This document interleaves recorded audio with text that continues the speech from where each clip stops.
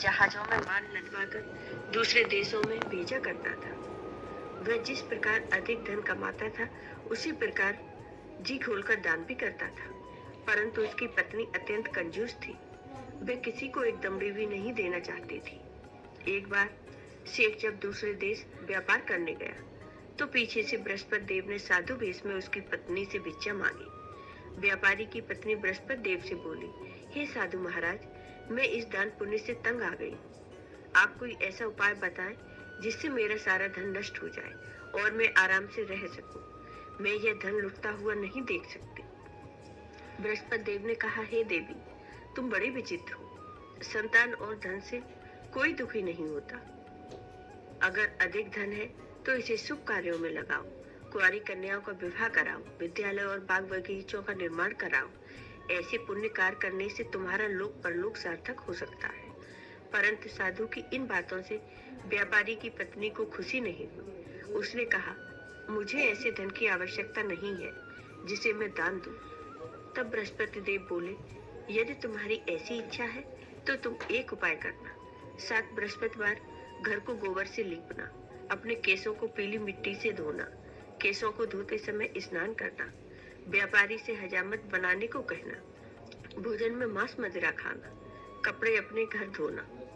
ऐसा करने से तुम्हारा सारा धन नष्ट हो जाएगा। इतना कहकर बृहस्पति देव अंतर्ध्यान हो गए। व्यापारी की पत्नी ने बृहस्पति देव के कहे अनुसार 7 बृहस्पतिवार वैसा ही करने का निश्चय किया।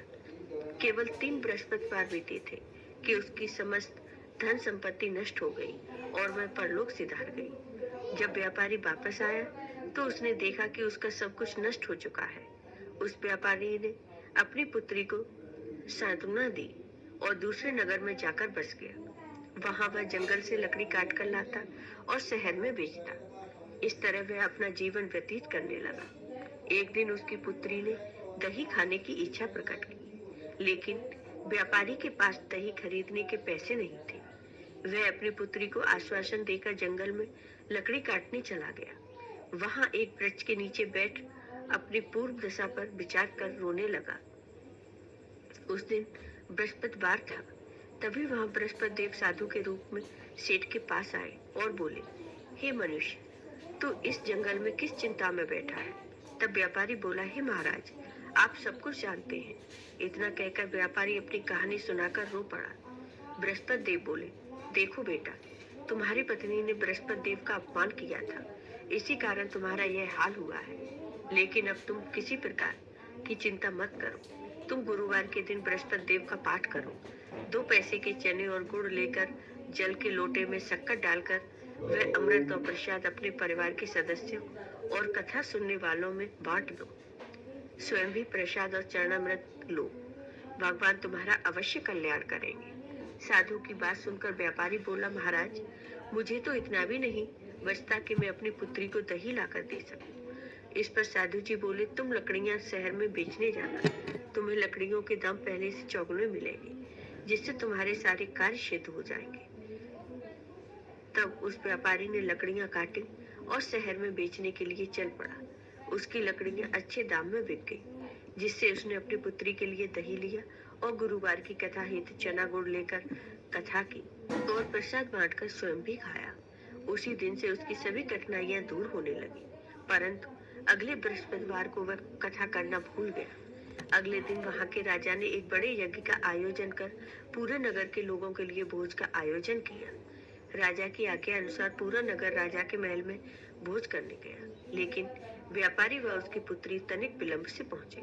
अतः उन दोनों को राजा ने महल में ले जाकर भोजन कराया।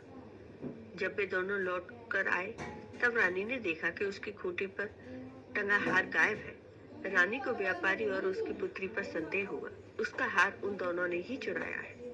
राजा की आज्ञा से उन दोनों को कारावास की कोठरी में कैद कर दिया गया। कैद में पड़कर दोनों अत्यंत दुखी हुए। कट होकर व्यापारी को उसकी भूल का आभास कराया और उन्हें सलाह दी कि गुरुवार के दिन कैद खाने के दरवाजे पर तुम्हें 2 पैसे मिलेंगे। उनसे तुम चने और मुनक्का मंगवाकर विधि पूर्वक बृहस्पति देवता का पूजन करना। तुम्हारे सब दुख दूर हो जाएंगे। बृहस्पतिवार को कैद खाने के द्वार पर उन्हें 2 पैसे मिले। बाहर सड़क पर एक स्त्री जा रही थी। व्यापारी ने उसे बुलाकर गुड़ और चने लाने को कहा। इस पर वह स्त्री बोली, मैं अपनी बहू के लिए गहने लेने जा रही हूँ, मेरे पास समय नहीं है। इतना कहकर वह स्त्री चली गई। थोड़ी देर बाद वहां से एक और स्त्री निकली। व्यापारी ने उसे बुलाकर कहा, हे बहन, मुझे बृहस्पतिवार की कथा करनी है, तुम मुझे 2 पैसे का गुड़ चना ला दो। बृहस्पति देव का नाम सुनकर वह स्त्री बोली, भाई, मैं तुम्हें अभी गुड़ चना लाकर देती हूँ। मेरा इकलौता पुत्र मर गया है, मैं उसके लिए कफन लेने जा रही थी, लेकिन मैं पहले तुम्हारा काम करूंगी, उसके बाद अपने पुत्र के लिए कफन लाऊंगी। वह स्त्री बाजार से व्यापारी के लिए गुड़ चना ले आई और स्वयं भी बृहस्पति देव की कथा सुनी। कथा के समाप्त होने पर वह स्त्री कफन लेकर अपने घर गई। घर पर लोग उसके पुत्र की लाश को राम नाम सत्य है कहते हुए शमशान ले जाने की तैयारी कर रहे थे। स्त्री बोली, मुझे अपने लड़के का मुख देख लेने दो। अपने पुत्र का मुख देखकर उस स्त्री ने उसके मुख में प्रसाद और चरणामृत डाला। प्रसाद और चरणामृत के प्रभाव से वह लड़का पुनः जीवित हो गया। पहली स्त्री जिसने बृहस्पति देव का निरादर किया था, वह जब अपने पुत्र के विवाह हेतु पुत्र वधू के लिए गहने लेकर लौटी और जैसे ही उसका पुत्र घोड़ी पर बैठकर निकला, वैसे ही घोड़ी ने ऐसी छलांग उछाल मारी कि वह घोड़ी से गिरकर मर गया।